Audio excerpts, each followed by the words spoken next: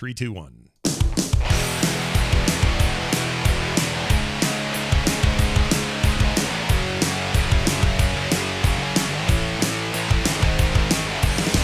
Hey everybody, welcome back to Core. We talk video games, stuff all the way out from the broad side of the industry, right down to what's under your mouse thumb today. None of that made sense. I should really write these things down. I'm Scott Johnson. I got Bo Schwartz here with me. Hi, Bo. Should I be using a mouse thumb? I don't know. That's what I mean. Like I don't even thumb this key. Oh no, I guess I do. Some games I use that little thumb button on your mouse. That's all the rage now. Yeah. Some mice have like 9 buttons on there. I can't wrap my head around it. It's too many. I always push the wrong buttons on the thumb mouse. Yeah, as it should be. You're supposed to push. Yeah. No, I don't know. I don't know what we're supposed to be doing with mice in 2021, but Microsoft's got a new mouse. What's that even about? It's made from recycled diapers or something. What was the deal with that? Hang on. Yeah, they just announced this. This was like part of their big announcement when they did their Surface reveals for the new Surface computers. And the thing was the mouse, their new wireless mouse, or maybe it's wired, but it's a throwback to like those old popular Microsoft mice back in the day in the 90s. And it's used ocean plastic, not diapers. Shit. Sorry, ocean plastic. Yeah, so 100%. Isn't that where we put plastic. all the diapers? I mean, in a way, like if you're throwing all your diapers in the ocean, then it's ocean plastic. But yeah, these are that's kind of. I mean, that's it's better than not, I guess, right? You gotta give these corporate bigwigs a little grin and a smile once in a while when they do something good. So I don't know, man. Microsoft, I like some of the things they do, and sometimes you just look at it and go like, wow, what a whiff. I'm looking at the pictures now, and I'm like, it looks like a bar of soap, specialty soap. Yeah, it's not like that's gonna appeal to people who want to make the computer go with their kitchen like ensemble or something like this is not, judging by what's been marketed to gamers in terms of elite equipment and PC enthusiasts. This is not. Oh, this weird. is for people who want their computer to look like their furniture in their house, I think. Okay, which there might be a market for it, but it looks awful. I admit, this is now my first time seeing this. This is nuts looking. It's a bar of soap. Arc mouse, Bluetooth. This review I'm reading, in use, the Microsoft Ocean Plastic mouse feels every bit as cheap as its asking price. Really? But I guess it's not very expensive. So it's the Walmart of mice. It even has the color schema for it. Well, it's let's see, it's $65. That's not. I mean, I guess it's cheap. I guess a rich person wrote this article I'm reading. It's so cheap. It moves like its price. Oh, chat room saying, JC Calhoun saying that's not the right mouse. So the Arc mouse is not the one they're doing. Maybe, see, this is the problem, is I don't think they've shown the new one. They've just said they're doing it. 25. This one says $25. Microsoft Ocean Plastic mouse. Here, I'll link what I'm. Oh, maybe there's a lot of pictures on what I'm looking at. Also, a lot of ads. Sorry in advance. Oh, now I see it. This is ugly. Yeah, it looks like I have this in my bathroom. I wash my body with it. Yeah. Like, I'm so unexcited by the idea of like, sweet, a mouse for my computer. Like, you wash your nature's pocket with this.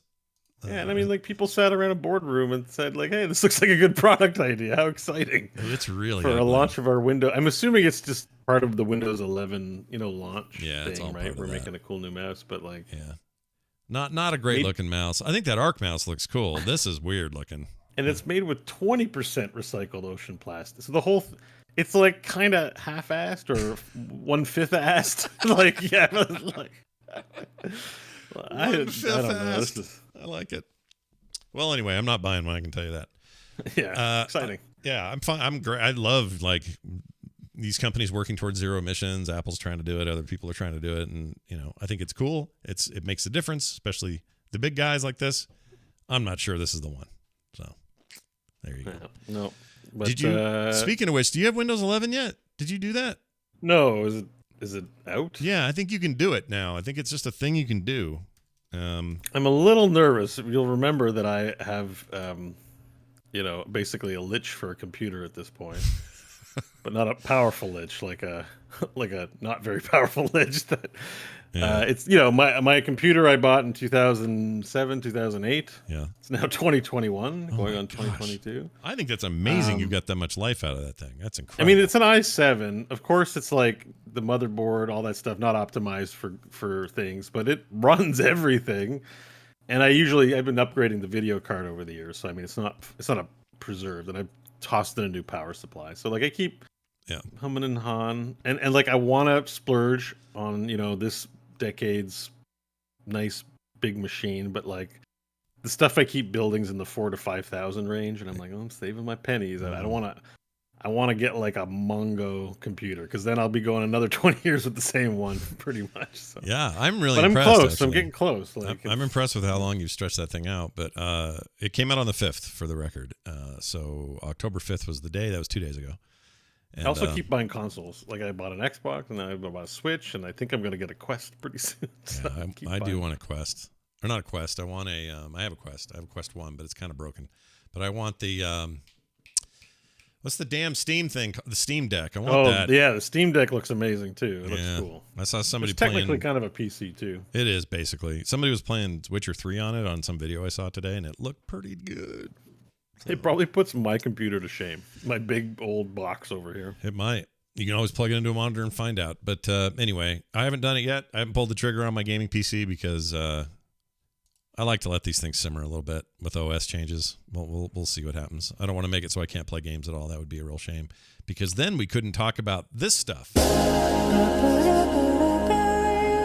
Yeah, that's right. We couldn't talk about games and gaming news. And we're going to start today with a new Diablo 4 lead has been added to the show or to the game. The other guy left. He's joining us. He's joining our show. He's joining us on the show. Oh, I forgot to mention, John's not here. He had a family thing. Oh yeah, we got it. Yeah. Oh my god. Yeah. Did I mention that? I think I said it pre-show, and I thought I got it out of the way. John's had a family thing tonight. He couldn't be here, so we are forging on without him. That's why he's not here. If you're watching the live stream, you're seeing John with a can on his head while he parties with some near naked men, and we'll discuss that next week to find out how that went for him. But yeah, he's not here. If you didn't notice, he's not freaking here.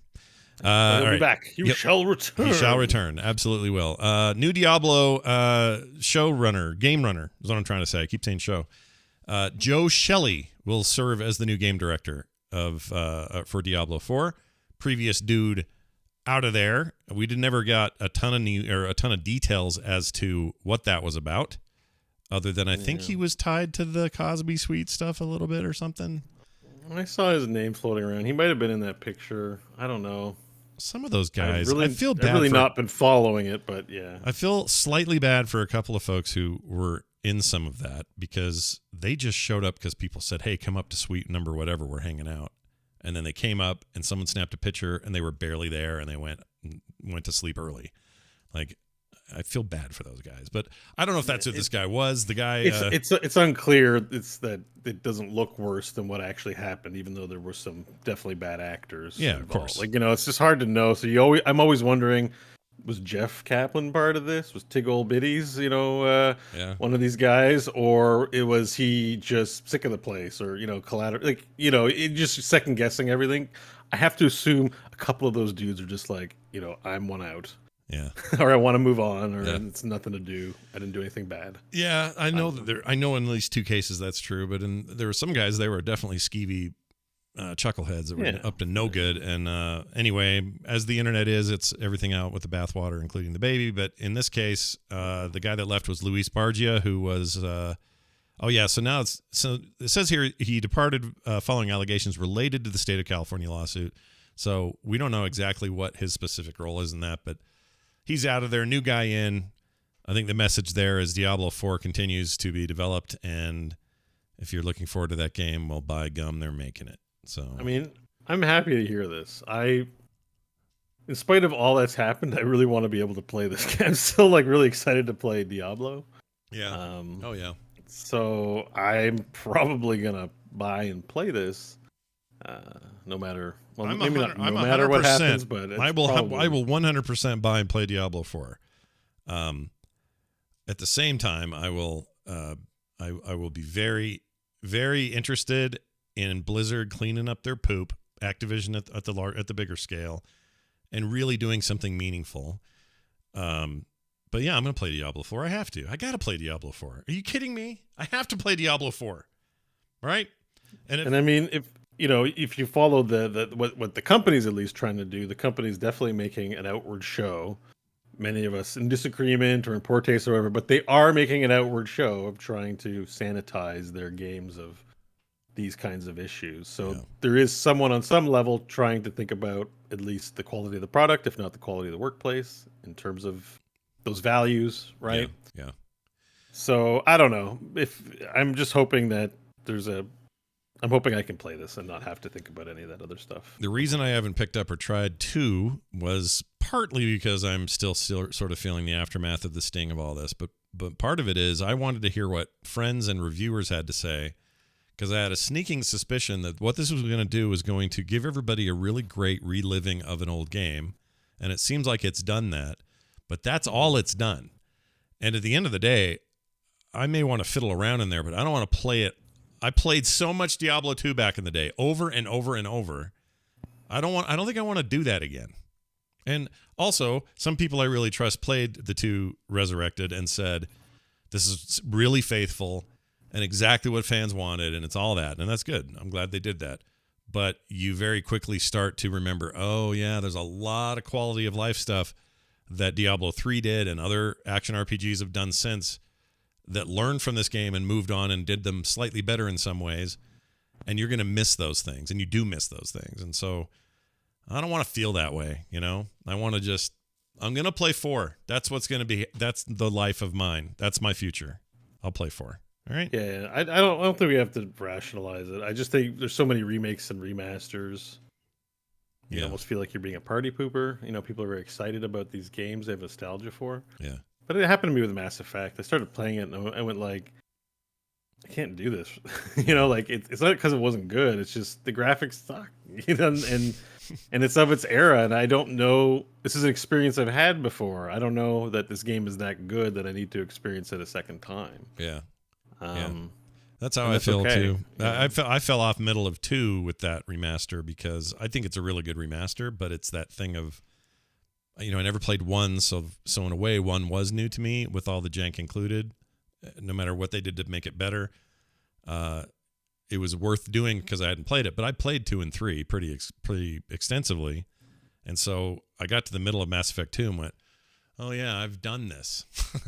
Why am I doing this again? Like I probably could do this. I mean, if I've got nothing else to play, fine. But I got so much to play. Why am I doing an old thing? So I don't know. I mean, sometimes if something's good enough, maybe. But there's been very few cases where I've played a remaster extensively that wasn't something I didn't play before. Yeah. Like Final Fantasy VII doesn't count. It's like a whole other game, just with very familiar things. I think that's the sweet spot. But yeah, remakes. It's also a big ask. Like remakes are a huge ask. Like the fact that you're still waiting for part 2 and might be in perpetuity is part of that problem. Like it's going to take forever to make that game on the scale and scope that it was equal in a modern way. And so far, awesome, right? Amazing job. But man, I wouldn't hold your breath for however many parts that's going to take. It's going to take forever. Yeah, and they haven't even talked about say that game is very replayable. Oh yeah, I mean, I still want to. What I want them to do is get that on PC like they promised. I guess no one promised. I just think they promised, and so I can play it now.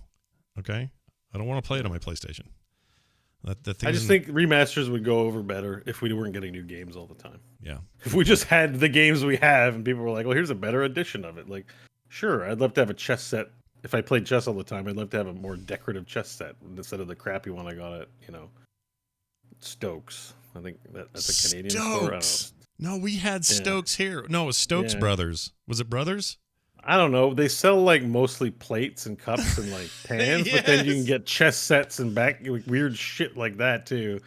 It was always like, oh, we got a chess set for you from Stokes. It was a little fancier, but obviously a low price point still, that kind of thing. Yeah.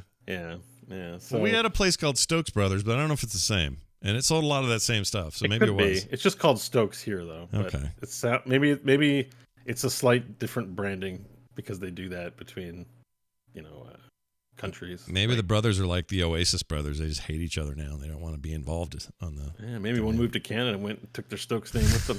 And just That's a good You idea. never know. I never really know. I don't know much about it except I know they sell plates, cutlery, pans, and napkins and stuff, and also weird gaming like poker accessories for some reason. It's really weird. Like The worst thing that ever happened with chessboards. me in chess, there's two things that happened to me. My brother was in high school, and I think I was either in junior high or had just entered high school.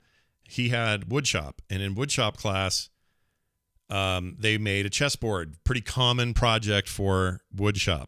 And the chessboard looked great, beautiful wood, a nice finish. He did all the details right, except it's one row too many. He measured wrong. So from where the white dudes are and the black dudes are, it's one extra whole row of movement that's in the center of that thing. So I learned and not mastered, but got good at chess on a board with the wrong number of rows. And so when I played somebody who really knew what they're doing on a proper board, nothing I knew about strategy, ideas to start the game or any kind of mid-game or end-game strategies, all of them are broken because there's no extra row in real chess. Maybe it's the chess community that's broken. Like StarCraft, it's a competitive thing. They release new maps to provide new challenges and expectations. Like, why does chess always have to be on that size of board? There's literally no reason chess can't have this. In this season of chess, we're doing 12 by 12 boards with 5 extra pieces because these guys are.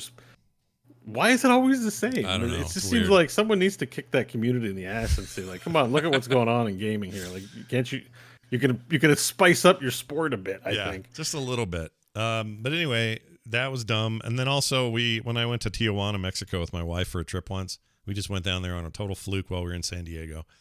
And we were pretty, I don't know, naive. Didn't really know what to do down there. So we go down there, and before the chat says it, no, we didn't go any donkey shows or whatever they're famous for down there. Muling. No, we didn't do any drug muling either. We went in there. Nice idiot. We go in there and we went to the shopping stuff, and I didn't know how hardcore the sales guys were by sales guys I mean whoever I don't know who's associated with who, but there was a chessboard and I kind of liked it. I'm like, this is nice. It's made out of looks like made out of marble, and the pieces are heavy, and it's kind of a nice chessboard. And this guy, as soon as he saw me looking at it, just went into, oh, you like this? How about this price? How about this price? Oh, yes, this. And he's just pushing it on me. And I'm not used to that kind of like bizarre. I don't mean he was being bizarre. I mean like a bizarre kind of like sales environment. It's just not my jam. So I'm like, nah, I'm okay. I'm all the way back in Utah. I can't fly home with this. Oh, yes, but you can. And he just kept telling me all these reasons I had to get it. And he kept going down on price and down on price and down on price. It was started as $100, and I think I was down to like $25 at one point. I'm like, really, I really can't do it. So I start to walk away, and he makes the rudest comments. I don't remember what they were, but it was like, stupid American coming here and doing this and that, and he's getting all mad. And I'm like, hey, now wait a minute. And he goes, look, if you just take board for 15, how about 10? I give it to you for 10. I'm like, all right, fine, I'll take your board for 10. So some hotel in San Diego got a free chessboard that I paid $10 for and left. Oh, you bought it just to like get out of there. Yeah. You're just like, let me get out of here and not. I thought he was going to kill me. You don't want to ruin his day. Why don't you just walk away? Like, I guess that guy's pissed. Like, it's weird how it feels threatening if you don't. I don't know. I can't explain it. It's one of the weirdest experiences I ever had. Yeah, we have not been there since. So yeah. I can understand doing that if you're just like, I feel like this person. This won't be the last I see of this person, but I don't buy his thing. Yeah, like I figured, well, for $10, he won't follow me back to the car and do something weird. Like I'll just get rid of it. Yeah. And maybe he wouldn't have, but they sure made me feel like they were. So, and maybe the board was heavy because it was full of Coke. I don't know what was going on, but I left it in that hotel. So San Diego, you're welcome. Full of Coke, like. Be so weird. Yeah, maybe the board. Oh, like Dwight Schrute in the chat says, maybe the board itself was made of cocaine, so you'd have to melt it down or break it down when you get back. All right, well, moving on. Diablo, good luck. We're looking forward to your stuff, and you got a new showrunner. Who's the new guy though? Who's the new showrunner? His name is Joe Shelley. Joe Shelley is his name. Do we know anything about Joe Shelley? Nope, just that he was on the team and moved up into this position. All right, that is about it. Bring it, Joe. Yeah, Joe. Be the one. Be the chosen one. Be the chosen Joe. Let us chosen know. Joe. Be the chosen Joe. Yeah, the chosen Joe. The odd show. Joe. You know what today's title is, or today's show title will be The Chosen Joe. There we go. The Chosen Joe. Yeah, we're naming our show after you. Do not let us down with Diablo 4. Don't blow that, you jerks. All those problems, solve it. All that SA that happens at the workplace, kick it to the curb. Yeah. Good luck. We're behind you all the way. All right. PS3 and Vita. Remember those two consoles? Those were, PlayStation 3 successful by all measurements, and PlayStation Vita is sort of okay. I actually really liked it. I was super bummed. Vita sounds like an Italian dish or something. Or it does. Some cheese the Vita. My problem with the Vita is Sony just stopped doing anything with it. They just kind of dropped it and treated it like it did not care anymore. In fact, I still don't feel like they ever made anything official about anything when they stopped supporting it, games-wise and stuff. But what they did do is they still had a store on there, and you could get certain indie games and things, but that was drying up very quickly because nobody was supporting it. So I don't even know what's on there today, but they are now going to very soon drop support for credit cards and PayPal. That means it's pretty much useless. And same for the PS3. You're not going to be able to use it to do anything. So if people are still using the PlayStation 3 store or the Vita store for whatever reasons you're using them, you will soon. When did the Vita come out? Like, is it 08, 09? Was it? Something like that? Oh, so it's been around for a while. I haven't really followed it, so I don't really know, but I'm like, what's the life cycle of a handheld, right? But well, for Nintendo, it's a lot 10 years. longer. Oh, I'm sorry, 2012 in the States, North America. So it's newer than I thought. Does the Vita have physical media, like cartridges? It does. It has. You could do digital, but it also had the little, what were those called? Okay. Shit. So it's not completely bricked if you have one. Still want to use it, but no, I had the OLED one. It was really sharp, and man, I loved mine. Yeah. Loved it's it. A pretty sweet looking console. I haven't thought about them in a long time, actually. So had durable sticks. The sticks felt really good, and they just kind of stopped. Like 2013 rolled around, PlayStation 4 happened, and they just kind of said, Switch just like kicked them in the nuts, and they were just like, we're not going to do any more handhelds.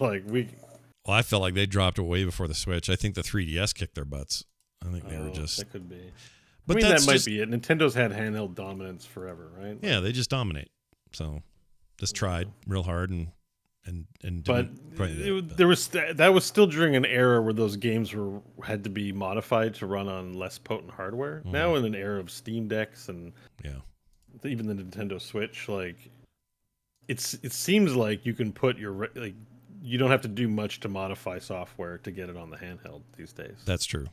That's the other thing is the Vita was incredibly hackable too, so people were constantly pissing Sony off with so much hacking.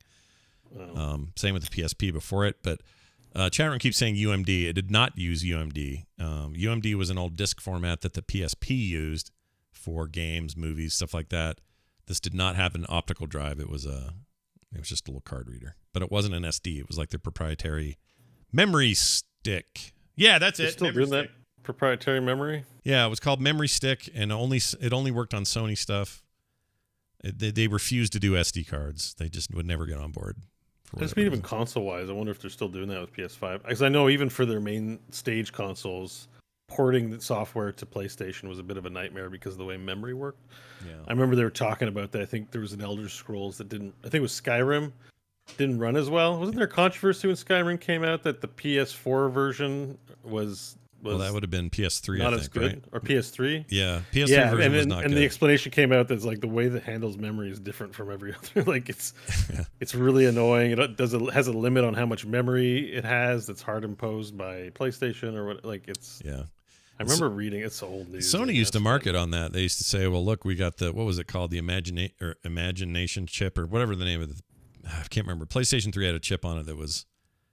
They just were always like, yes, it's complex, but that means when you tap into its power, you'll be able to make even better games than anyone else. That was always their Emotion Engine. That's the thing. That's the name. Yeah. Which is true, but everyone's trying to make stuff for as many consoles and devices as possible. Yeah. So Emotion Engine was the modern version of blast processing from Sega Genesis days. Just mumbo jumbo processing. Yeah. Do you remember that? It was garbage. No, garbage. I don't remember that. It sounds like a Mountain Dew type of computing. Dude, blast processing. It was. Here, I'm gonna give you a commercial for that. We'll blast your bits. Here you go. Into rapid calculation. Here's a Sega ad for blast processing. I'll play the audio here. The Sega Genesis has blast processing. Super Nintendo doesn't. So what's blast processing do? And then they'd show Sonic. Super fast action, it says. It's all a bunch of horse shit. Just a bunch of horse shit. So just a faster computer. Like, it's just marketing, right? Like, I guess it's just trying to sell it to, people who don't understand how computing works. Yeah, and it really blast processing. It created like this real fight between Nintendo and Sega fans. Mostly the fans. I mean, I don't know. The companies were also competitors, obviously, but it's very Coke Pepsi, man. Really strong. It's still happening in 2021. Have you heard about this new Coke commercial that everyone's that's been ratioed to hell and back again? No. What happened? There's a new Coke commercial selling Coke to the gamers, and it's what somebody would have made 20 years ago about selling a product to gamers, not understanding anything about the culture or anything. It's just really bad. People hate it. Oh, look at this. Hold on. I'm going to show this because I don't think Twitch will care if I show it. Chat room, look at this. It's an ad. It's an ad. They better not care. They've cared before, and I don't know why. But anyway, there it is. It's all esportsy. There's a bunch of orcs running around. This is not a real game. That's a fake video game. Oh no, the creature in gosh. He's dead, and now he's gonna crack open a Coke. Yeah, now he's gonna wake up for the horde. There he is. He's up.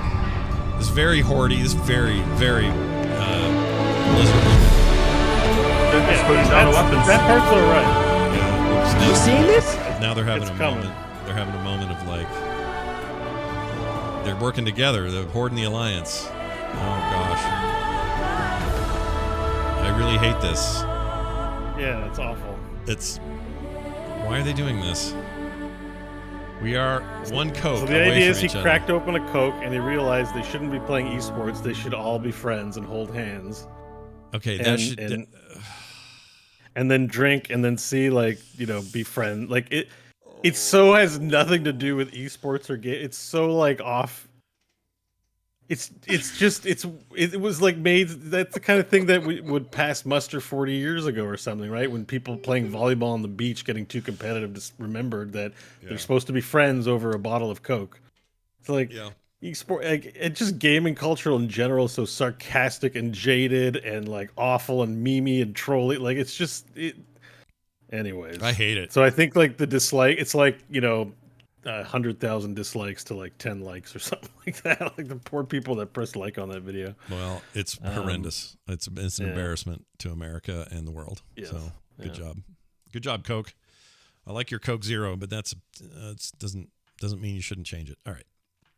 What else is going on here? Especially they face so much competition from other energy drinks. Sorry to go on about this. No, you're good. You're good. Soda's like big in the gaming community, and they're like, okay, we're Coke. We got to get this one right. We have a lot of money. We're gonna make the best ad ever. The actual CGI is not bad, and somehow they're just gonna be completely off message. I don't know. Anyway. Yeah. So on to something you're going to be stoked about. Metroid Dread. It's getting reviewed. It's being well reviewed. Like, yep, send me that Patreon money, Scott. I'm buying. I want to buy it ASAP. Yeah, look at this Metroid Dread review. Tomorrow. The Queen is back. All hail the Queen. Here's another one. One of the best action games of 2021 or of all time. 2021.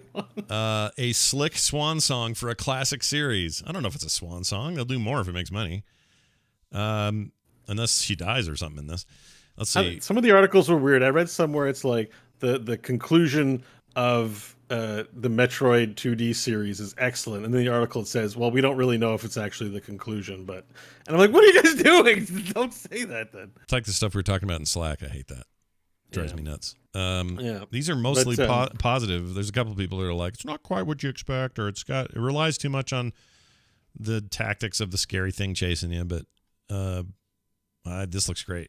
I'm in. I don't know. So it's reviewing very highly. Sounds like an excellent experience, and I'm just happy to see it because I get scared of buying $80 games that are only 4 gigs. Right.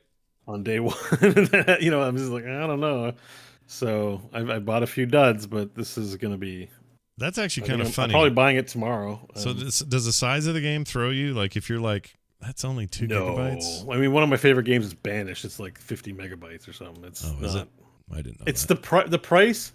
It's not even the price for the size. It's just, you know, $80 for a 2D side scroll. I'm like, this better be a good game. Yeah. Right? I'm not buying just your average side scroller game for 20 or for $80. There are 100 average side scrollers on Steam for $20. Yeah. So I'm expecting, and what I've read that interested me most was that it's a pretty large sprawling map. Ooh, yeah. And there is a sense that the game doesn't really, you know, everything isn't marked, so you know exactly where to go. Like in an open world game, you're like, I go here, go here. It's like there's a sense of it's a labyrinth, and you've got to remember where things are. Yeah. It's like going through a maze, and I'm like, okay, this sounds like Metroid. Metroid was all about where was that thing again, and looking at your map and having a vague idea, but having to backtrack and find your way through. So, I mean, that sounds great. Yeah, I don't know. It just looks cool. It's cool as hell. Everything I see looks cool, and not cool in a edgy way. Cool in a Nintendo-fied way. Yeah. I'm loving it. Yeah, I'm excited. So tomorrow, soundtrack sounds great too. Like just it has the they're not. It's not like they've changed that aesthetically. They're really leaning into the Metroid feel for the music too, which I like. So. Yeah, I'm pretty down for this in general. Just I don't know, Metroid. There's not enough Metroid. They take forever to do anything, and we don't know when Prime 4 is coming out. And I love those games. I love the 2D Metroids. I love them all. So what the crap, Nintendo? Get it out. Get it done. And, one of the other things that I read too, just because this is interesting about why it would be a good to buy, is that it actually uses the 2.5 dimension, like it's all 3D. Yeah. But they've added a lot. Like apparently, what I read is it feels really good to play. Like it's not janky. Like it's actually really smooth and really fun to control. Yeah. And overall, I forgot what I was gonna say. I started watching the video. I was like, "Oh, it looks so good." It looks really good. But everything about it feels good to play, which is like really crucial if you got a game like this. Is a genre of game that's been around for a long time with a lot of different entries into it. Yeah, this thing's got to be like special, and I think that's where what I'm hearing is that it delivers as being like a special experience. Yeah. If it's, I agree. I'm one of those people that's like, if it feels good, I don't even care so much if the genre is not my thing, or, there can be a lot of other issues with your game, but if it feels tight and mechanically like fun, then I'm way more forgiving of anything else. And I already like the setting, and I love Metroid, so I'm in, man. I'm in. Yeah, that'll be great. Looking forward to that tomorrow. And then the big Twitch hack. Yeah, we're not going to ignore it. It happened. We'll probably talk about this way more tomorrow in the instance, just given the sort of big topic nature of it. But change your passwords and stuff. If you haven't, if you were already doing two-factor, probably change it anyway. Just wouldn't hurt. I did, even though I'm two-factored. And they released a lot of stuff on this thing. It was called Part 1.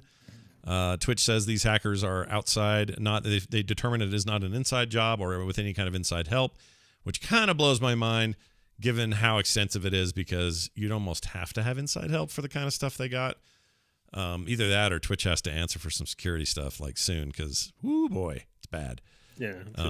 But they were all like a bunch of password hashes were put out there. What else was put out? All the payment information for everybody who's either a partner or is otherwise getting some sort of money from Twitch was on there.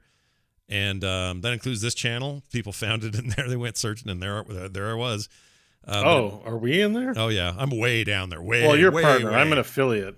Yeah, I'm a partner, but I'm way. But even though I'm very low, like I'm still apparently the top 2% of like accounts on Twitch in terms of that stuff. Ziggurat, frequent viewer of my channel, looked that up. I'm like, how? I'm getting like like $100, $150 maybe off of what I do. I'm like, I'm the top 2%. Yeah, I'm the elite. There's a lot. There's a what do they call that? The long tail of it includes a lot of people. There's a lot of people in that long tail. Then there's this huge jump at the cream of the crop.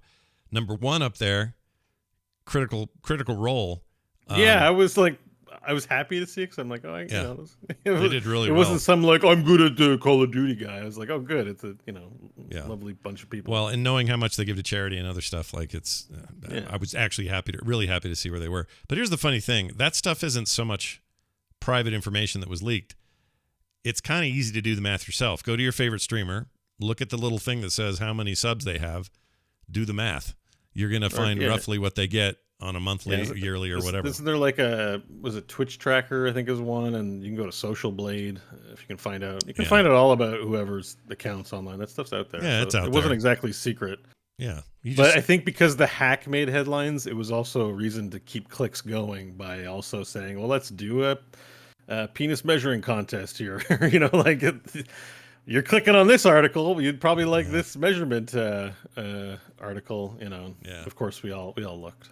Oh yeah, of course. I was sure I wouldn't be anywhere near anything, but I was in there. They had some people were on there for, I guess there was some surprise in the top 10 or 20 who was getting what and why. And of course, none of this includes any YouTube revenue or donation revenue, sponsorship revenue, or any of those other things are not part of this. This is strictly payouts from Twitch, which are primarily subs, bits, stuff like that. And it's spawned quite the conversation that we've had on the show before, Bo. You've talked about this a little bit. This weird asynchronous relationship we have with streamers and content creators, specifically in the Twitch arena, where some people just want to hear them notice you. Like a big time streamer, if he notices you, you'll throw him $20. Like it's a weird thing. But it's funny when the homeless guy notices you, you're super irritated. No, hey, this guy's like, hey, give me $5. You're like, no thanks. But like this guy who's just sitting at home doing nothing but playing video games. I like streaming culture, but like you kind of like Scott. You put podcasts together, you draw art, you make things. This is work. Yeah. When I'm sitting around, we're playing Deep Rock Galactic and making like fart jokes or whatever. It's like, I'm getting paid for this. It's kind of like I'm getting, this is funny. Like, and I think there's this little bit where I think a certain segment think it's like natural and I'm entertainers and it's to be expected. And I'm like, I guess, but I'm just like, they got millions. I'm like, do they need that much just for sitting around playing video games? I don't know. No, it's a lot. It's a whole lot. It's the parasocial thing. Dwight Schrute in the chat brought it up, and he's right. It's this. Here's the definition of parasocial, if you've never heard it. Parasocial interaction, or PSI, refers to a kind of psychological relationship experienced by an audience in their meditated encounters with performers in mass media, particularly in television. Viewers or listeners come to consider media personalities as friends despite having no or limited interactions with them. It's described as an illusionary experience, such as media audiences interact with personas, i.e. talk shows, hosts, celebrities, streamers, fictional characters, social media influencers, as if they are engaged in a reciprocal relationship with them. The term was coined by Donald Horton and Richard Wall in 1956. I experienced this in a small way. I have people who email and go, well, I feel like I'm right there with you guys on FilmSack, and I'm just part of the group. And, there is a way of, or that's part of this. We're all trying to, we're trying to build an audience, and part of that is endearing ourselves to them. And Twitch is this thing, unlike old television, where you can literally throw money at it like a stripper, kind of. And I don't mean that in a pejorative. I just mean like, Bo could say something funny while he's bring playing your boobs over here. It's $20. It's a little that's like how it that. works, right? If I've been a couple of times. I don't like the strip club, but you sit in that circle, a weird circle in the stage, and you're like, you flash your money up, and they come over to you. They do. It's a little like that. Bo, like if Bo's playing, I don't know, Hades, and he does something really cool, and suddenly there's a free sub because that guy just loved what you did. Like, I think most of my subs are pity subs. They're like, oh, this schlub. I subbed all these things I'm excited for, but this guy he needs to eat better. Here's $5. Here's $5. Go get a sandwich. Yeah. I think the parasocial thing, it's like it's a buzzword, and it's indeed true, but I think it's too reductive for the spectrum of why people watch. I've watched a lot of streams. I usually watch people that are good at games I want to get good at. Yeah. And I've got a game up in front, and I'm listening to if it's Hearthstone, and maybe I'm watching Brian Kibler or Crip, and I'm watching how they play, and I'm like, oh, I'm learning. So it's not really a parasocial relationship. There's more than just a parasocial. It's more than that. Yeah, I agree. That's the part. Like, people are watching your show. This isn't they understand we're recording a podcast. Yeah. Maybe some people don't get it, but a lot of people just turned it on and they're just listening to a show talking about things. So I find that part reductive, but I think a lot of streaming is that, like, there are streams I go in on and I'm like, oh, this guy's just being a turkey, and people enjoy it, right? I call them the children show streamers. Like, guess what? You're in the shooting zone, and like they make it's like it's a kids show, and the kids are like, yay, talk, like, it's like, I don't have a lot of respect for that, as you can tell by how much of a dick I'm being about it, but I think that's the stuff that seems to get a lot of money, is people. It's a form of celebrity culture, ultimately. Yeah. That aesthetically they are feeding into the parasocial thing, and they are selling anybody can do it. Like, I think the thing with YouTube and Twitch, it's like, wow, look how much they're making, and now sort of buy into this idea that anybody could be doing this. Oh yeah. And then people participate and push the thing forward, and I feel like there are people that take advantage of that relationship that are content creators. Yeah, there was a bit of a sub-argument going on yesterday that I don't know how much to put into this, but I'll just mention it because I thought it was interesting. People don't like that the streamers they support, who are pulling in $6 million in 18 months with just these subs, these bits, these whatevers, that when they show up on stream, they're all scraggly, their hair's not done, they're wearing a hoodie, they look like they live in a horrible basement somewhere, and their thinking is, and these are what other people were saying. One streamer in particular, right? Yeah, there's one in particular. This is what they were saying, and they weren't. Well, anyway, this isn't me talking. This is them saying. Yeah. Okay. Yeah. This is them saying, well, this is how they present themselves, but now we know they're sitting on 6 million large, and they still want to portray this thing like, look at me, I'm here Fortniting for the people, give me some, like that whole thing. That was an interesting, like, subreddit. The subreddit was full of this kind of discussion, and I just thought that was an interesting little psychological twist on it all. Yeah. I mean, for sure, it's sort of gauche to talk about how much you're earning, but yeah, if you're earning $5 million, I wouldn't want to jinx it by telling people I'm earning $5 million. I'd be like, well, things are going okay. Yeah.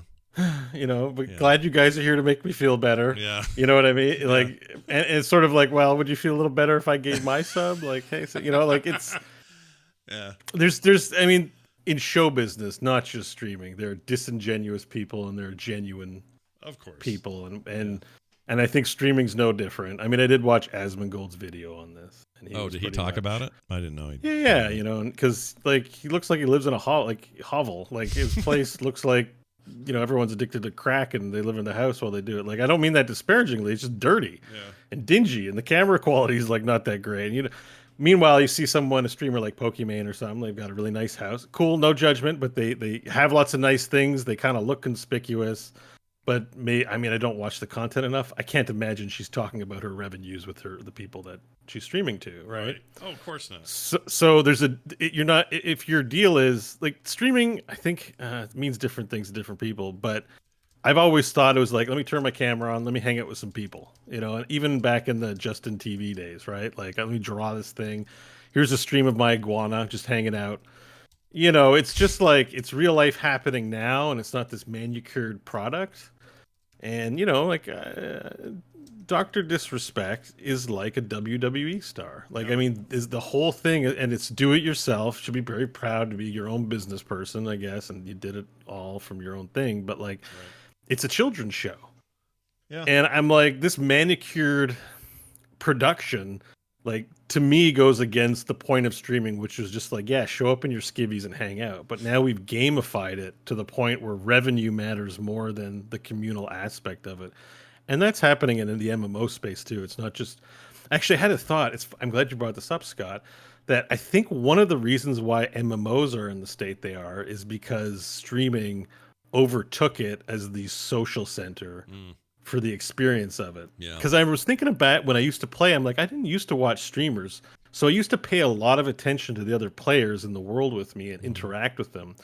But if I'm looking over at my stream, listening to that guy or girl talk, and then talking in that chat, then how invested psychologically am I in the video game experience I'm having? Right. And I'm like, you know what? I think even though Twitch is cool, and I'm not saying we shouldn't have done that, I think it actually has ruined the online gaming space that we all.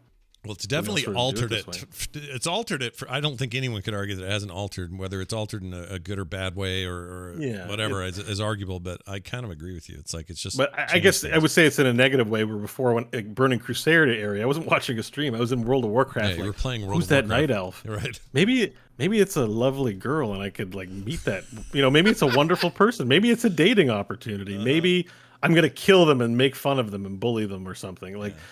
There was a sense of adventure because I was concentrating psychologically on the game, and I wonder if now we don't care that much about what's going on in the game because we care about how much streamers money they're making and who said something inappropriate and et cetera, et cetera. Right. Well, we're living in a time where this stuff is still trying to suss itself out, and this hack is making the conversation happen. All right. Well. That's really all the news she wrote. Not a giant week for news, but enough to talk about. But now, what we played. No Dear Martha this week, except I guess I could go. Whoops, that's not the right thing. Hold on. No, that's you. My dearest Martha, John's not here, not doing one. Okay, that's all that is. Oh, you forgot the last bit. Oh, yeah. What was the last bit? What did I miss? Yours truly. Oh, yours truly. In this 22. Life and the next. Naked Man 54. Anyways, what was I saying? Games. We played some games. I played quite a few games, and I kind of had a bit of a tear on. Whoops, the camera went weird. On Game Pass. So last week, you and I talked briefly about Scarlet Nexus, and I was saying, "Oh yeah, that's on Game Pass," and you're like, "Oh, it is. I wanted to try that," and we had a little discussion. So I thought, you know what? I need to play that so I at least can come to the show and say. Scott tried Scarlet Nexus, the hot new anime property from Bandai Namco. Bandai Namco. So I did, and here's what I have to say. Okay, let me back things up. And John would have loved to have heard me say this. I hit a bit of a wall in New World a little bit. I kind of got to a point where I went, whew, I'm crafting a lot of things, and what am I doing? And am I having fun? Don't let the Final Fantasy 14 players bully you. It's not that. I promise it's not that, because I didn't run to that game either. But I just had this feeling like I would be enjoying myself more if I was on a couch. I think that game needs to be on consoles and stat. I think that needs to happen. Because I think that game just is a good controller in your hand, do shit, move around, have fun, lay there, fall half asleep on the couch. That's what I think should happen with New World. Anyway. So I'm just taking a little break. I'm not done with it. I'm going to keep at it. Not the best review of a game, but okay. It's a terrible review. The last part, you're like, fall asleep. Yeah. I mean, you don't. It's a good game for when you're half asleep. Yeah. I wouldn't. I'm in no position to give it a full review anyway because I'm not. But I know what you mean. It's a passive, casual kind of game. Yeah. I kind of wish I was more. I could play it more passively than I can on my PC. But anyway, so while I took that break, I played Scarlet Nexus, which is a anime as shit game. Like I don't even know how to explain how anime it is. It is probably the most anime game I've ever played. And that doesn't mean it's a bad game. It just means that if you're into anime, you might love this. You might really love this game. I mean, it's like the cast of characters. It's the tropes, right? There's the nerdy guy who's right, but nobody listens to, but it's because he's a jerk. Yeah. But he poses it as it's because everyone else is kind of dumb and he's misunderstood. You're like, oh my god. Yeah, it's a bit of that, but it's also very relationshipy. Like it's super like. Yeah, to the point of nauseum. Like it's just really like, oh, okay, you like that girl, I get it. Now, do we have to talk to her? Like a lot of that stuff going on. The actual gameplay and the world and the action is awesome. I love it. I would play more of this, and I will play more of this because that stuff is rad. And the fighting I would compare to like, Devil May Cry maybe, or maybe a little bit of the Hair Lady game. What's it called? Bandetta? Bayonetta? Yeah, I mean, it's an over-the-shoulder third-person action game. Yeah, and it's very Diablo. It has levels. Very Diablo, because everybody's pooping out gear, and it's color-coded, and, you're putting on new gear and new cosmetics and all of that. And the world is this crazy future Neo Tokyo style crazy world with like just amazing visuals. That's one thing I want to say early and often. It's beautiful. The game is breathtakingly beautiful. Like the environments are amazing. It suffers a little bit from I'm running down the street and I can't go into that alley for no good reason other than there's an invisible wall there and it just doesn't want me to go there. It happens a lot in Japanese very RPGs. corridor-like, for sure. Which happens. But the character designs, like their abilities, the minute-to-minute action, the fighting. I found using the abilities fun because it does a flourish with their face, and they go, "I'm gonna help you." Yeah. You know, like, it's just like, "Oh, this is cool." Like I really digged that. Like the way they do it, and it doesn't last too long. It's so brief, but it takes up so much real estate on the screen. It has like an emotional impact. Yeah. I don't know, it makes it fun. Yeah, like it does. I totally agree, and I think that stuff is cool. The way it handles your powers is when you're on your own, you have kind of a limited set. But if you're out palling around with one, I can't remember any of their names. They're all hard names, Japanese names to remember. But you're out there with this girl, and she's got fire abilities. She's a firemancer or whatever. Instead of you having fire powers, you just borrow hers on a cooldown. So what Bo was talking about is I'll hit a key, or I hold down one of the shoulder buttons and activate. I think it's B or something. I'm playing this on Series X, I should say. It's on Game Pass. And you'll suddenly have all her abilities, and you'll have them for a period of time, then they'll go away, and now it's on cooldown, and you'll have those again later in the fight or another fight or whatever. So it's like you have those powers, but you're borrowing somebody else's because they're fighting with you, and that's just kind of cool and unique and interesting, and I really like that part of the combat. I think traversal's great. The running and jumping and just all that stuff feels good. Menus are a little obtuse, but that's okay. You can get used to it. That stuff's awesome. The minute they start talking to each other, I want to gouge my face out with a shovel. I hate it. It's bad. Like, you mean like not in the cutscenes, but just as they're walking around, they're like, all of it. Do you think this person likes me? No, the like, running around I'm okay out. with. The running around I'm okay with because I'm running around. I'm making progress even though she's talking my ear off. It's fine. It's the cutscene stuff, I guess. Yeah, the cutscenes and the cutscenes are cool. They're like comic book almost, kind of transitional and cool. Like graphically, they're kind of cool, but it's just like a lot of and then like, oh look, it's me. I saw you at the academy. Oh yeah, what are you doing here? Like it's just a lot of shit. It's just bad. And it is. But if you're into that kind of thing, there's a lot of it. Like there's a lot to like. Oh yeah, right? for sure. Like they don't. It's not just a little bit. There's a lot of it. Yeah, but I do like. So in the combat, one of the things is you've got telekinesis powers as a base power, and you can grab. I'm playing the dude, so I can't speak to the girl.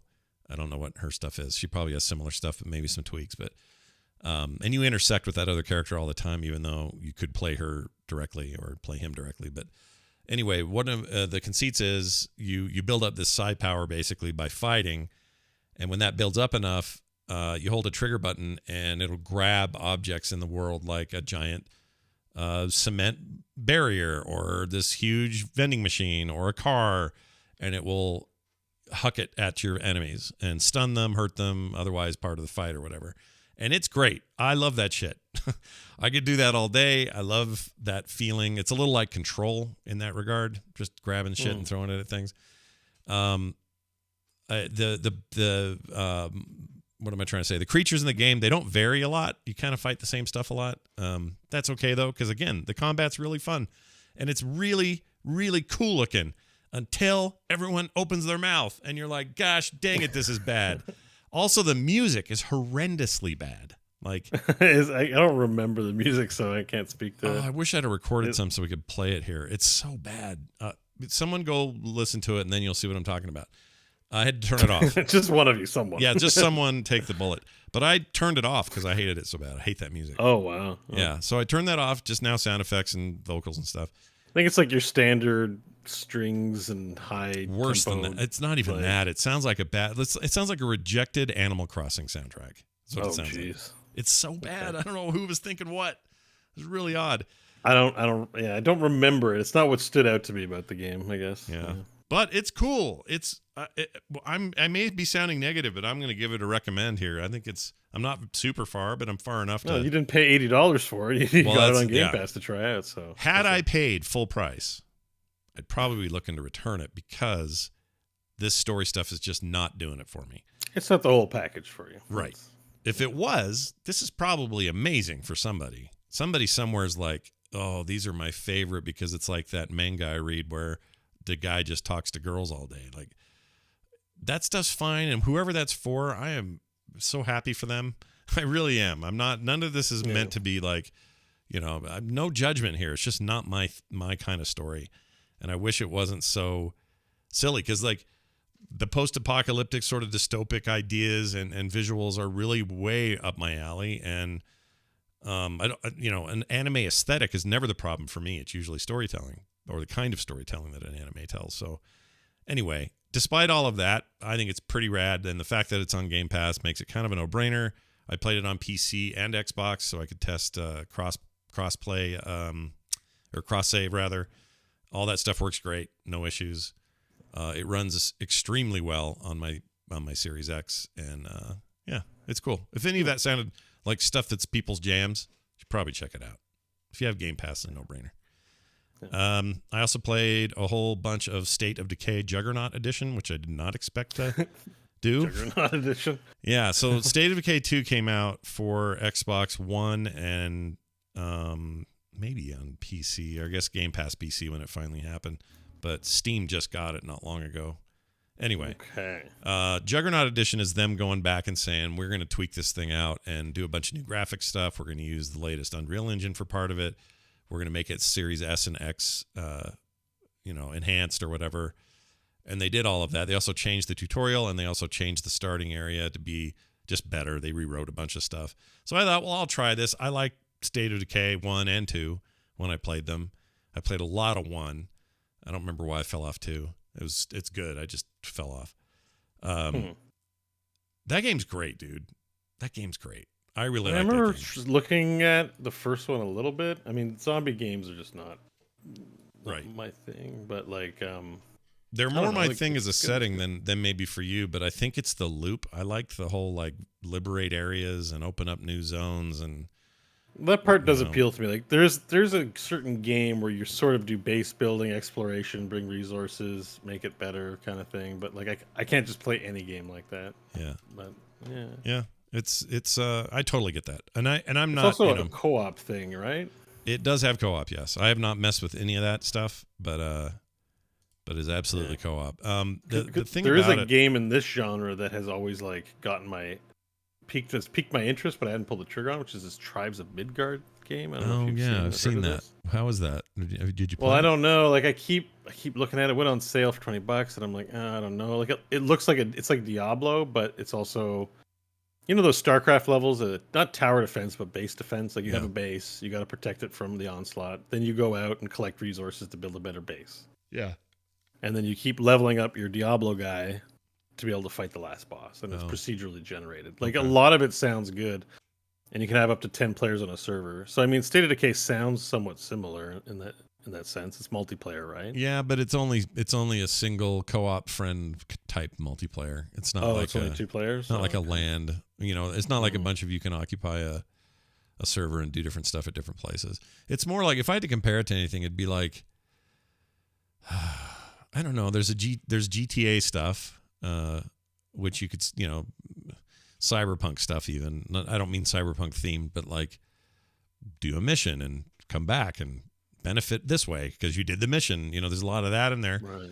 But the character switching makes it even more unique. People get tired and sick. They need to go back and get rest. You got to find medicine for them out in the field. You got to fight zombies. You got to try to open boxes quietly. So if you make a noise, a bunch of zombies don't come kill you. Just a lot of sort of interesting mechanics. The first game did a lot of that too, but this one is a much more visually pleasing affair. They just redid the UI. Actually, the one I'm showing on camera right now is not even the new UI. This is the older version. But the new UI, I think, is a lot smarter in a lot of ways. You got to make sure your truck has gas in it. It can get busted, so you got to find toolkits to fix it. You got to make alliances with people you find. Just a sandboxy, mission-based, campaign-y thing. And there's extras I haven't looked at. They're like DLCs that are now part of it.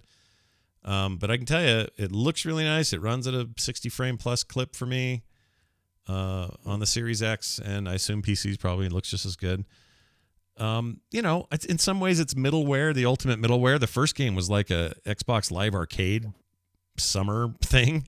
Yeah, I remember this. Yeah. I think that's where I played it. Yeah. Yeah, so it was never, it was never meant to be a AAA title, but with 3 on its way and Microsoft backing it, I feel like maybe they're headed somewhere with it. But I think 2 is really good. And so I played a ton of that, got really sucked into it, and played more of that than I expected to play. So there's that game. By the way, speaking of zombie games, that Back 4 Blood is out next week. Oh, is it? Tuesday.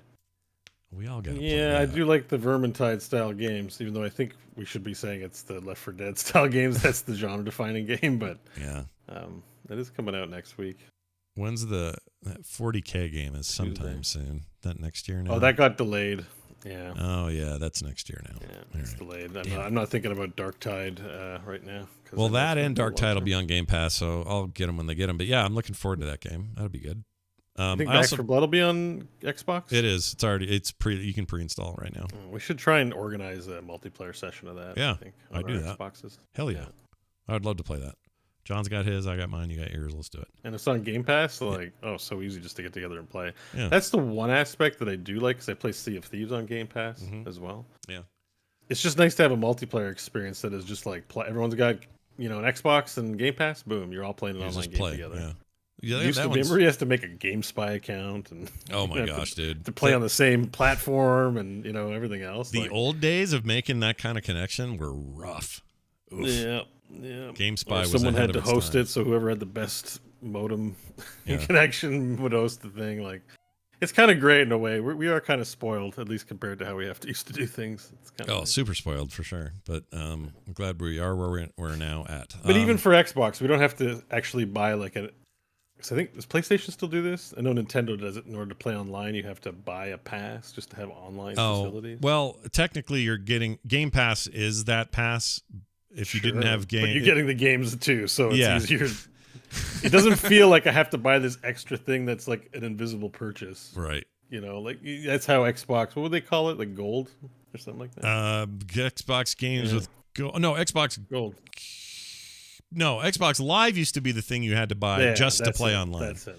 Yeah. Like I bought an Xbox, I want to play online. Well, you have to get a Live account, and it's going to be $16, or you can spend $60 for a year. So I'm like, man, I have to spend another $60 to play online. Yeah. What is this? It's pretty ridiculous. You're not wrong. Then the other game I've been sleeping on way too long. Everyone told me to play it and said, look, if you like God of War, or if you like some of these, big-minded, story-based adventure games of the modern era, then why aren't you playing A Plague Tale: Innocence?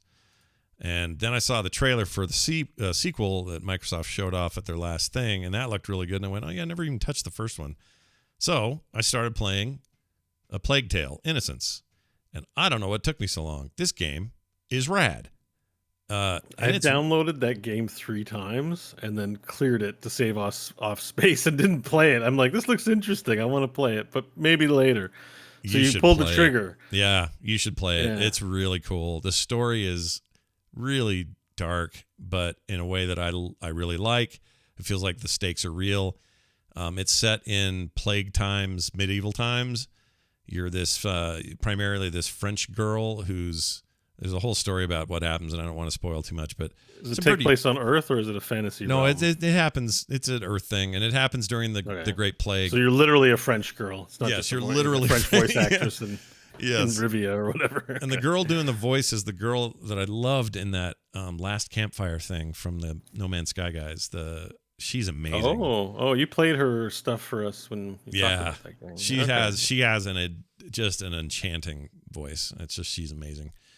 Are you showing gameplay with a little kid? Is it multiplayer, or is it just no? It's just a mechanic in the game. It's your little brother, and you're trying to survive with him. And in some ways, it reminds me of you remember Ico? Those old Ico games? Yeah. There's a little bit of that going on because you're kind of trying to stay with him. Some of the puzzles require you to let him go do a thing to open something while you go on the other side and things like that. And in some ways, this is the God of War part. Well, the God of War part comes in a couple of ways. One is graphically, this is on par, dude. It is a beautiful effing game. Really, really nice to look at. And controls really nice and all of that. It feels, as AAA as you can get. The other part is that it's this little boy and you're trying to save him and help him. And it just reminds me of the father-son thing a little bit that was going on in that new God of War. Yeah, he's a mechanic. He's a game mechanic, but also character and there's a relationship there. Yeah, and there's a little bit of crafting and some other stuff to make your sling better and all these other things. But I'm probably, I don't know, 3 hours into it. And is there a lot of rats? Oh, that's what I got from the trailers. Was rats everywhere. Dude. So the rats are the plague, basically. And the game, while the game is not a supernatural game, not yet anyway, that I can tell, the rats sure make it seem that way. The rats are horrendous. And they're all infected, and they all want to kill you, and they're afraid of light, but that's about it. And when you get swarmed with a rat, let's see, I've got a scene here somewhere. It's like a light version of Vermintide, basically. Is it kind of what it's like? Kind of, Vermintide is the rat people that you're bashing them, and this one, I take it you're not quite as much of a warrior in this one. Yeah, you're not giant axe wielding Norse mythology. You're more of a puzzle based. Oh, their eyes glow. That's the other thing. Reflecting off light, eh? And They swarm, and the engine is capable of some crazy shit. Like the rats move in a way that is very disconcerting. This scene soon. I do need to play this. Like I have looked at it and went like, oh, this it looks really cool. Yeah. It looks really well done. But what the trailers don't really do is give you a sense of, like you saying it's like an Ico game. I'm like, oh, so it's sort of it's a puzzle game with a very strong narrative. Like I'm not playing an action game or something like that. Right. It's a weird combination because there are moments of action, but a lot of it is just like, well, if we're going to do this, we have to do this, and then you find the way to do it. Maybe like a mild hybrid of some action, some platforming and puzzles, and then a lot of quick time events. Yeah. That's an overall fun experience. Like it just, I found the trailer didn't really communicate. It communicated a lot of story, and I never really got a sense of what the gameplay was. So you've told me more than all the trailers I've watched. Yeah, it's definitely one to try. It's on Game Pass, so really no excuse. But also, I just didn't know this existed, and I didn't know what this was. And it's so much more than just like some indie game or whatever. Like I don't know what I thought it was going to be, but it's. I mean, I think a lot of people are skipping over this one because it's like it looks cool, but it's Yeah, they need to check it because that sequel looks like it's going to really be amazing and even better. And and again, this game runs at like a beautiful clip. It's just smooth and fluid. And she's about to walk over by some rats, which is, you got to see that before we turn this video off because it's so cool. They're like, someone in the chat called it fluid dynamics. It is a little bit like fluid. The rats move like waves of rats, and here they go. They're all scattering. Oh, they're just so shitty. You just want to kill those effing rats.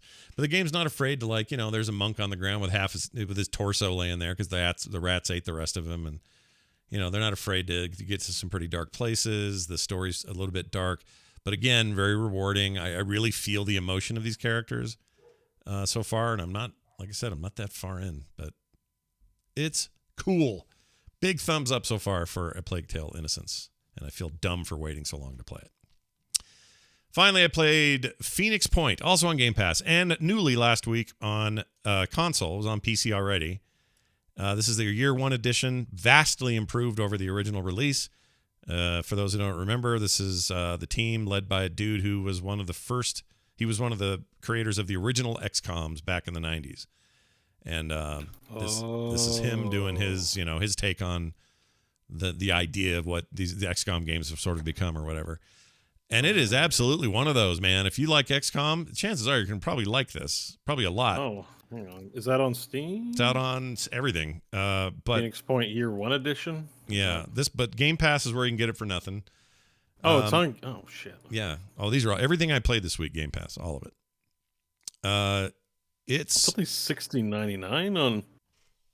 Yeah, it's not. Oh, it's not on even sale right now. It's not even. It's on sale. They're doing like a free weekend or something right now. They're really trying to push that this is like a year later. We've really polished it, and they have. It's a much improved game. I think there's a lot of expansion content. So if I had to, because I'm seeing two, I don't know. Anyway, sorry. You go ahead. Okay. I'm like, oh. And this includes you everything. You said this is like XCOM, and I'm like, oh, I want to play immediately. Yeah, we talked about it. I think back in the day, I'd played it when it first came out because it launched on Game Pass. It was an early Game Pass game for PC, and it had problems, just a lot of bugs, and was glitchy. And it was like an early access thing, though, wasn't it? Or? I don't know. Maybe it might have been. That's a good point. It was originally a Kickstarter. and then made its way to there. So now it's on Xbox. For some reason, the games don't do save sharing, whatever you call it, cross save. I don't know why. Can't figure that out. But it doesn't matter because I really like this kind of game on my butt. So I'm playing this on my couch. Got great controller support, and it runs like a dream on the Xbox. So I'm not even messing with the PC version right now.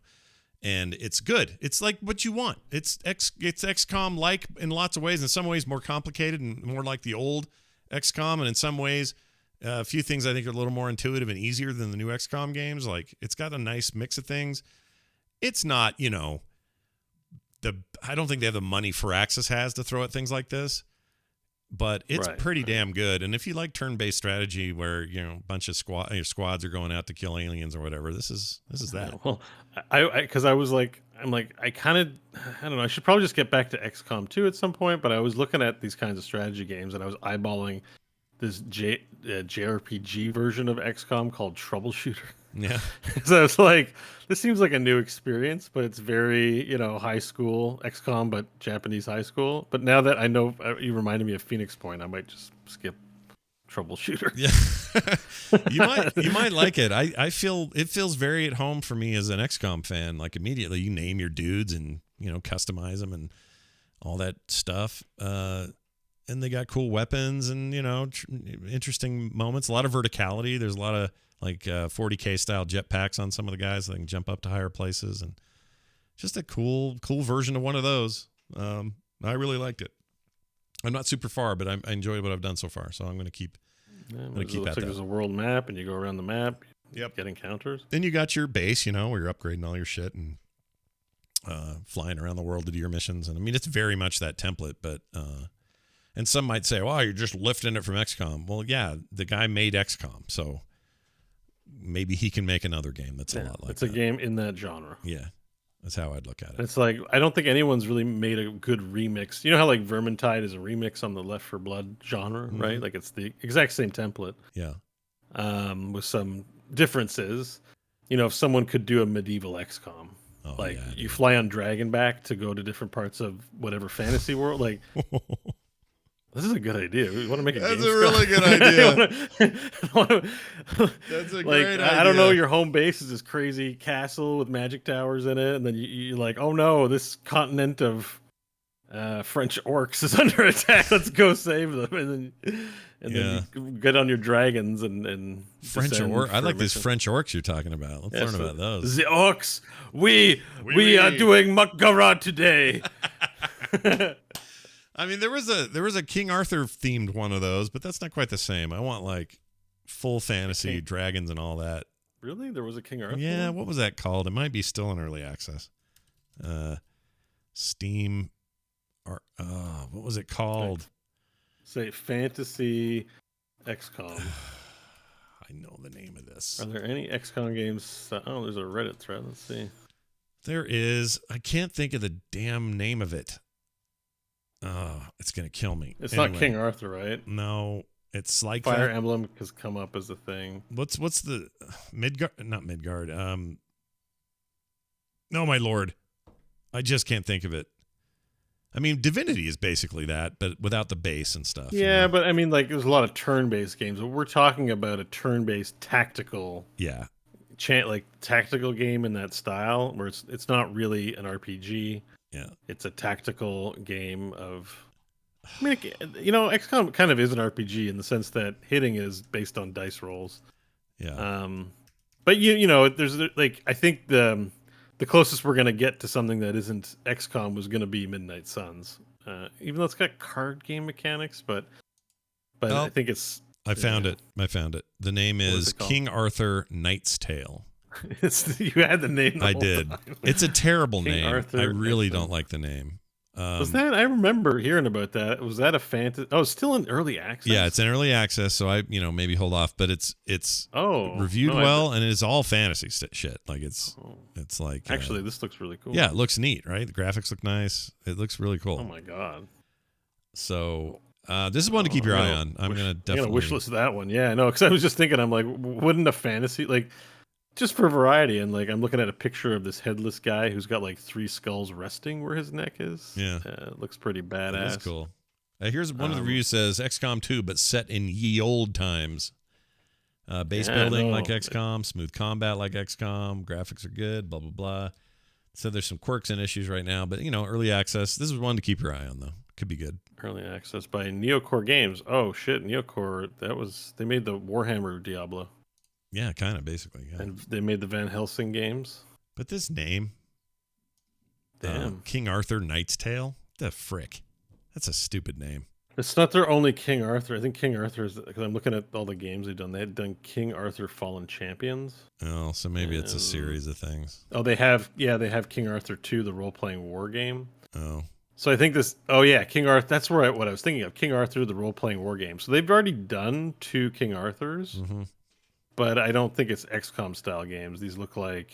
Yeah, there's something else. These look like Total War style games, and like the last one was for 2012. They're 10 years ago. Yeah, so I think they're revisiting a franchise and doing XCOM. It's like the first Divinity game was like Diablo. It didn't play like they do now.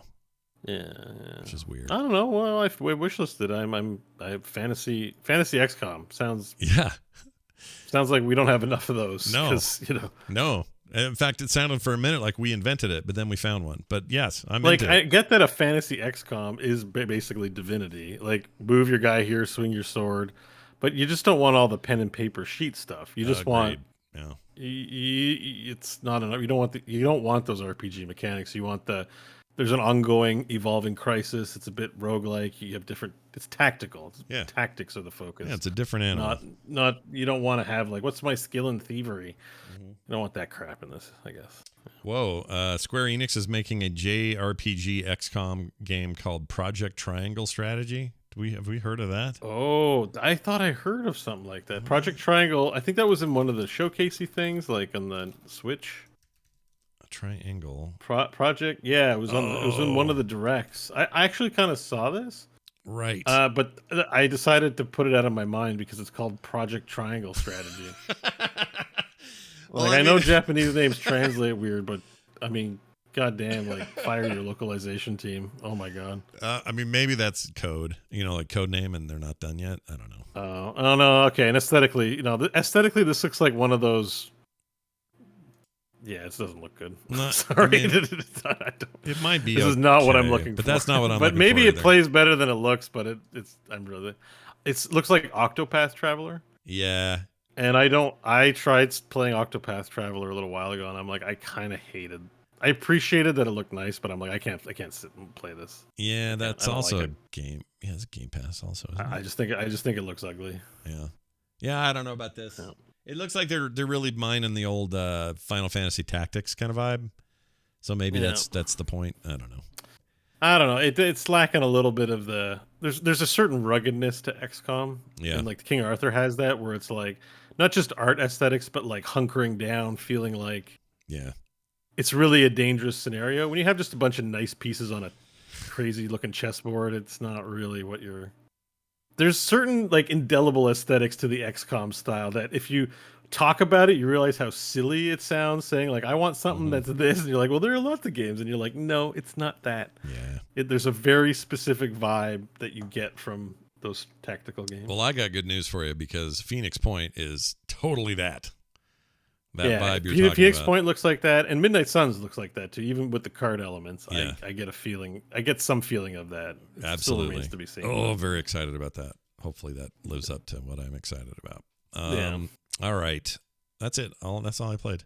They were all great, though. I'm telling you, Game Pass is a hell of a value if you're just like, man, what itch do I scratch right now? And there's something in there. There's something in there. You know what's going on with me? I'm having it's not a bad thing, but it's like I go in there and it's like 52 channels with nothing on. You remember the Bruce Springsteen song? And we used to flip through channels. I get a little bit of, there's all these games I could play something, and then I'm like, it's too hard to decide. I'm going to watch Seinfeld. I do this literally on Netflix and other streaming shows. Same problem. And I end up, there's so much original content on streaming channels. I'm like, I meant to watch this, and this. And by the time I'm done, I'm like, I'm just going to watch Futurama until I fall asleep. Yeah, you're like, now's a good time to watch one of those things I saved on my queue. And you're like, I don't want to watch any of those things. Like, yeah. They're just not pulling you enough. Like, you're going to see Dune. It's got us by the shorts, like in a heart, like there's not going to be like maybe I don't feel like watching Dune. Like, no, like, that we're ain't gonna happening. watch that, right? Yeah, that ain't happening. Yeah, but like a lot of stuff you throw in your queue is like, well, it looks interesting. Yeah. And I feel like Scarlet Nexus, I downloaded it, but I was like, well, It's cool. well. What's I'll watch funny is of all the Seinfeld. things I got hooked into, it was State of Decay 2 that held me the longest, and that's old. Like, Well, sometimes you load up a game. Like, I think that's my Skate 3, where it's like, this is an old. It's a kind of a. It's old. I shouldn't be playing it at all. Like, Yeah. but I'm like, I like it. we're in a time of embarrassment of riches across all kinds of media, and choice paralysis is a thing, and how much brain power you want to throw at something. And so if you just end up watching King of the Hill for the 9 millionth time, it's okay, guys. It's okay. Yeah. So you didn't play anything, but Yeah, I mean, it's talked about it pre-show. It's not some big thing. I'm having like back pain issues, and most of my gaming is at the PC. So I'll sit down and try and boot up Divinity or something. I'll be like, I don't feel the most comfortable. I'm gonna go lie down or sit on a couch. I just don't. I have my gaming console in my bedroom right now. Yeah. Which is a bad thing because I need to be going to sleep, and sometimes I'm up watching TV, and it's hard when it's in your bedroom. You're just like, oh, I gotta get it out of there. But I just have been watching Seinfeld and stuff, so I think it's just one of those weeks where I can't really sit at my PC too much. I'm trying to sort out my my back pain issues. Sure. And maybe it'll pass. Maybe it's just this week, but I'm planning to play a lot of Nintendo. Yeah. So even though I didn't play much games this week, Dread comes out tomorrow. I want to buy it and play it tomorrow. Yeah. And that I can play anywhere. It's on a Switch. Sure. So, I can get comfortable and play that game. And it's my birthday this weekend. Yeah, baby. That's right. And, Happy early birthday. I knew it was, thank you. but Yeah. I'll give you a proper one later. But yeah. So Happy birthday. I was on the family call. Every week my family does family call. So we started that with the pandemic, and we do a video call. And it was just me and her this week because everyone was busy. And she's like, well, it's your birthday this weekend. And she couldn't resist but show me what she had gotten me. And she poked a little box of Breath of the Wild into the screen. I was like, I've been wanting to play Breath of the Wild, but I just haven't been able to pull the $80 trigger on this whole game. I'm like, go on sale or something, damn it. Like, let's go. Mhm. So anyway, so I know I'm probably going to be playing Breath of the Wild in 2 days as well. So, Very nice. so for that. I'm excited for you to play Breath Yeah. of the Wild. I need to. Happy I need 60th. Dude, what the hell? 60th. Jeez. I'm not even anywhere near that. Wait a minute, though.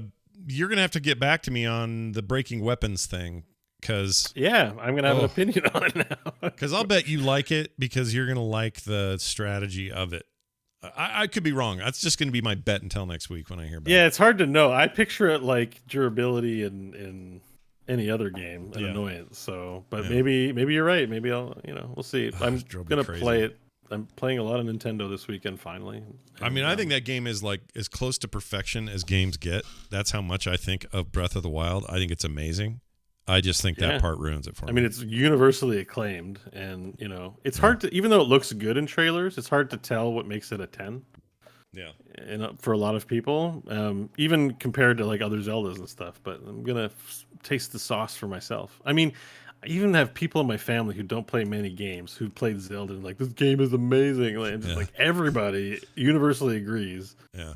So between Metroid Prime and Zelda, I'm gonna have like a Nintendo ass weekend. This weekend. It's gonna be kind of great. I think that's awesome. All right.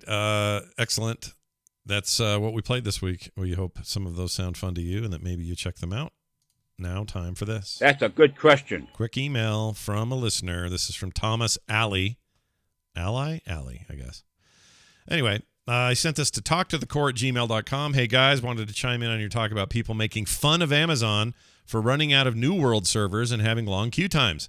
I work as a cloud architect for a software and service company, and just wanted to say I totally wouldn't have been a matter of having enough servers for them. You have to remember that Amazon Web Services is truly massive, and New World could have been scaled up to as many servers as they needed to handle the load without running the risk of being saddled with extra equipment after the initial launch spike, since AWS is all virtual and on demand.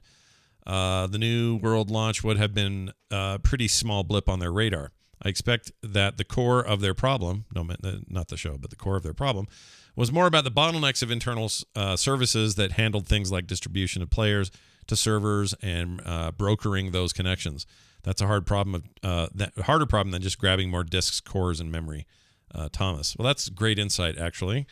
I just assume. Here's what I assumed, and I may be totally wrong about this, but when Amazon or any other big conglomerate has a subsidiary of some sort, they want that subsidiary to subsist without needing them all the time. Do you know what I'm saying? Like, all right, we bought you now. Shut up and make us money. I mean, part of it is right. like when they bought Twitch, they don't want Twitch to come to them every 5 minutes and go, Amazon, we're all out of something. Okay, here. Amazon, we're out of security software. Right. Our Symantec ran out. They want them to be self-sufficient as much as they can be with the heft and the money and the backing of them. So I guess what I'm saying, it's like your kids. You want to help them out. They get in a car accident. You want to like, okay, I'll help you, or I'll cover the cost, or you do what you can for your kids. But you don't want to cover everything for your kids all the time. You want them to be strong and independent on their own. You can be mad at Amazon and hate them. You hate all the rich things. I get that, people. But what I'm saying is, I don't see why this would be any different. This isn't Amazon Prime, no pun intended, going, we're making a video game. This is a thing that they built to say, look, you're over here making a game and you're doing your own thing. So whatever you do and need is going to have to, you're going to have to really figure this shit out. And we're here to catch you, but we're not going to do it for you. That's how it feels to me. I could be totally wrong, but that's how it feels like to me. Yeah. I mean, I don't know how all the underlying technology works, really. Everyone just says, more servers. You don't have enough servers, idiots. Yeah. Meanwhile, none of us know what we're talking about. And Thomas sounds like he's someone who knows, boots on the ground what the actual challenges are, like technologically. Right. And not the mythological ones that we invent on. Yeah, and online. I think he's right. Like, the more I think about, Amazon certainly had the capacity. Whether they wanted to just give the capacity, I don't know. But his point about other bottlenecks and services that are affected in other ways, people don't know about those. So everyone out there complaining, Amazon's too big. I can't believe they. Well, there are just other issues, but maybe it isn't so many servers. Again, like you said, it's all virtualized. I mean, we live in the future, man. I mean, I guess on some level, all of that stuff is managed by software as well. And if there's problems with the software, throwing more servers at it doesn't alleviate that issue. It could be a number of things. Really. Yeah. There's probably 50 points of failure on making a smooth launch for a company that probably hasn't really ever ran an MMO before. So they're learning. Like WoW is what it is because of years of trial and error. Exactly. And they were able to grow with the problems too. Like, now we're like, be as effective as Blizzard at your MMO. It's preposterous. It's a high customers ask. Are customers. Yeah. But they have to be, I don't know if they have to be congratulated, whatever the word is, respected maybe, at having what is otherwise a very smooth launch. Like, queue times aside, they didn't have big glitches or crashes or wipeouts or suddenly nobody could see each other, or like they didn't have those typical MMO launch problems. Their problems were just, I have to wait to get in line, and I don't know. That feels like they were progress. All over anyone naming their character after Jeff Bezos. Yeah. I mean, you gotta look at the positives as well as the negatives. Yeah, wait times not so good, but yeah, characters being named after Jeff, not very many because they had a team on that. You gotta evaluate the whole thing. I love that review on Steam. Let's see if I can find it. It's the guy who keeps making Jeff Bezos names, and they keep getting taken. He keeps getting his name reported. Did I end up? I think I put that in our Slack, didn't I? It's really I've funny. seen it. I know what you're talking. I don't remember exactly what it was, but Jeff Bezos with 2 E's and stuff. Yeah, I found it. His enjoyment from the game is just trying to sneak in a Jeff Bezos named guy. Here it is, chat. You can read this. This is pretty funny. So it says, why can't I? I think it's kind of racist. I can make the name Oprah Winfrey in like 50 games. I used to call my characters Oprah Winfrey. Really? You used to do that? Yeah, like in PlanetSide and then Oprah Winfrey. You were Oprah Winfrey in PlanetSide? Yeah, when I played on New Conglomerate, I was Oprah Winfrey. I love that. I don't know why I love that so much. I liked it because it was just so like, this is a shooter game, and why is Oprah Winfrey and you're shooting people? It's awesome. Like, whatever. Now in games, like, don't name it after Jeff Bezos. Don't take your head. We can't have the ex-CEO be a character in this thing. I don't know why I find that so freaking funny. All right, yeah, so this guy put make character. Jeff Bezos. Name gets deleted. Jeffy Bezos. Name gets deleted. Jeff Bezos. You can't stop me, he says, and then gave it a thumbs up. So some people had more fun in that game than maybe they were supposed to. But yeah, it's a weird thing, that game and its launch and all the discussion. There's nothing like a really great name. Yeah. And yeah. And people my are favorite, in now. over the years, my favorite, I think, is still Affirmative Action Jackson. What? That's my favorite name I've ever seen. It's just because it's affirmative action, right? Yeah. Where no comment on whether good or bad or whatever. It's a thing, and it's Yeah. controversial, so it's provocative. And then Action Jackson, the great action movie of the '80s with who is it? Billy D. Williams is in it, Billy or is it D. the other? No, not Billy Was D. it Carl Weathers? Carl Weathers, right? yeah. Carl Yeah, Weathers. I confuse those two a lot. Yeah. Action Jackson, boom, like a classic 80s action film, all mashed together into one name. The best name I think I've ever seen over the years. I still remember it, and I saw that name, I think, 10 years ago. Me and Crofton laughed so hard, I got killed by Affirmative Action Jackson. We're just like, so funny. My favorite is, I think it's Creamy Armpit. I think that's a good one. Yeah, it's creamy gross. armpit. It's pretty gross. It's pretty gross. What's the cream made out of? I don't know, but there's a guy in that Sword of Legends game running around named Creamy Armpit. Oh, and there's an Indian, Hindu remake of Action Jackson. Oh my god! What? Shut up! Really? Yeah. That wasn't even here's successful here. Why did they decide to remake it anywhere else? It was not a big hit. Here's the poster. I'll post a picture of it. Shut up, dude. Action. I mean, I don't know if it's just they named it and didn't realize it was a movie or whatever, but I love this. What's it called? Action starts tomorrow. That's the tagline.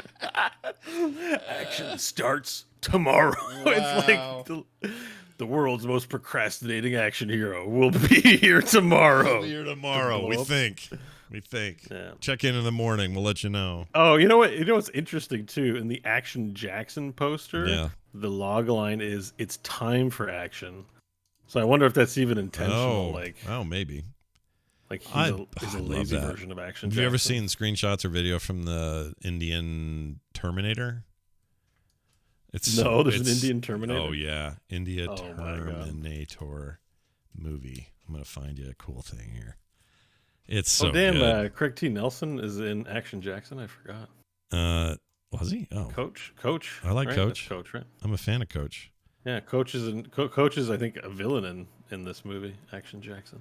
Here it is. I'm putting it in Discord so you can see it, but it's really, you should seek out video. There's some really amazing fight scenes, and the guy's my made of God. guns. He can basically just turn into a whole ton of guns, and that's him. He looks more like Elvis. I don't know what's going on there, but Yeah. I know. it's so good. It's a really good. Seriously, I'll at be back, baby. YouTube Indian or India Terminator or something like that, and you'll lose your mind. It's fantastic. All right. That's it for your emails. Thank you for that, Thomas. And if you'd like to send one in like him, talktothecore@gmail.com is the way to do it. We usually just read one, but if you guys have a couple of short, really good ones, we might read two. I don't know. We'll think about it. Also, don't forget, you can support this show by supporting us over at patreon.com/core show. How else will Bo get the new Nintendo game? How else? But through Yes. your gracious support I will be playing Dread thanks to the support of all the fine listeners of Core. That's right. It will be your donation to my happiness and well-being. That's right. And my Dread. And your Dread. Yeah, he'll be running away from that robot knowing that you guys made it possible. So please, patreon.com/core show beckons you. Head on over there now and make your claim. Lots of cool stuff for doing that, by the way. You get benefits for it, including bonus content every single week. So go do it. Patreon.com/core show. Frogpants.com/core is our website. That's still a place you can go and hang out and be and find all the things you're looking for. And if you can't find them, just let me know. I'll tell you what's going on. CorePod on Twitter, John_Jagger on Twitter. He'll be back next week. Bo Schwartz, of course, and me at Scott Johnson. You can find more shows like this at frogpants.com. And as always, we record live most Thursdays, unless we tell you different, at 5 p.m. Mountain Time over at twitch.tv/frogpants. And we'd love to join or have you join us there. That'd be great. I think that'll do it. Bo, word of wisdom. Oh, damn. I knew this was coming. Tune your guitar. Yeah, tune your guitar. That's good. Tune your guitar, damn it. Yeah, you Tune- slackers. What are you doing? Go tune- tune your damn guitars. the guitar that is your life. That's a great idea. Thanks, everybody, for watching. We'll see you next time.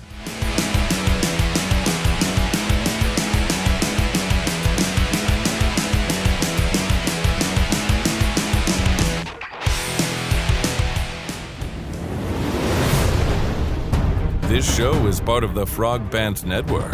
Yes. Get more at frogpants.com.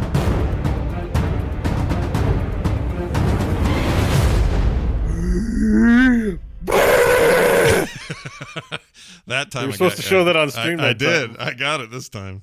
Oh, okay. Yeah. I remember. We do different faces every time. I know. I love it.